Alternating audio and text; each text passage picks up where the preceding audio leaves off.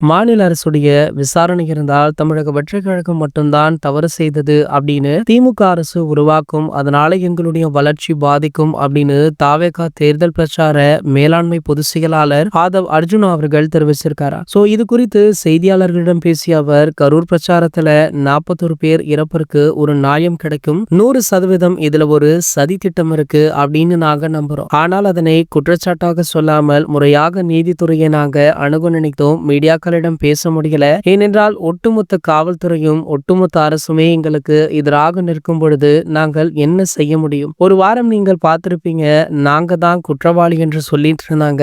அந்த அளவிற்கு நாங்க பொறுமையாக இருந்தோம். சட்ட ரீதியாக இன்றைக்கு சென்னை உயர்நீதிமன்றத்துடைய உத்தரவு எந்த அளவிற்கு தவறு அப்படின்றத உச்ச நீதிமன்றம் பதிவு செய்திருக்கு. நாங்க மீடியாவிடமுமே பேசல, காவல்துறையையும் அணுக முடியல. அதே நேரத்துல அந்த ஒரு வாரம் நீதிமன்றம் வெக்கேஷன்ல இருந்ததாம். உயர் நீதிமன்றம் எங்களுக்கு எதிரான ஒரு உத்தரவை உருவாக்கி சட்ட ரீதியாகவும் சரி, காவல்துறை மூலமாகவும் சரி, தமிழக அரசு செய்தி நிறுவனங்கள் மூலமாகவும் சரி, தமிழக வெற்றிக் கழகம் தான் இதற்கு முழு பொறுப்பு அப்படின்ற மாயையை உருவாக்கிட்டாங்க. ஆகையால எங்களால எந்த மூவையுமே உடனே பண்ண முடியல அப்படின்னு ஆதவ் அர்ஜுனா அவர்கள் தெரிவித்திருந்தார். இதனடுத்து பாத்தீங்கன்னா தற்போது தளபதி விஜய் அவர்களுக்கு பல ஆதரவுகளுமே குவிஞ்சிட்டு இருக்கு. அரசியல் ரீதியாகவும் சரி, சினிமா ரீதியாகவுமே சரி, பலருமே தளபதி விஜய் அவர்களுக்கு ஆதரவு குரலை கொடுத்துட்டு இருந்தாங்க. இந்த நிலையில பாத்தீங்கன்னா தளபதி விஜயுடைய தம்பியும் இயக்குனருமான நம்ம அட்லி அவர்கள் சமீபத்துல தளபதி விஜய் அவர்களை நேர்ல மீட் பண்ணிருக்காரு. தளபதி விஜய் அவர்கள் கிட்டத்தட்ட 2 வாரங்களாகவே யாரையும் சந்திக்க முடியாது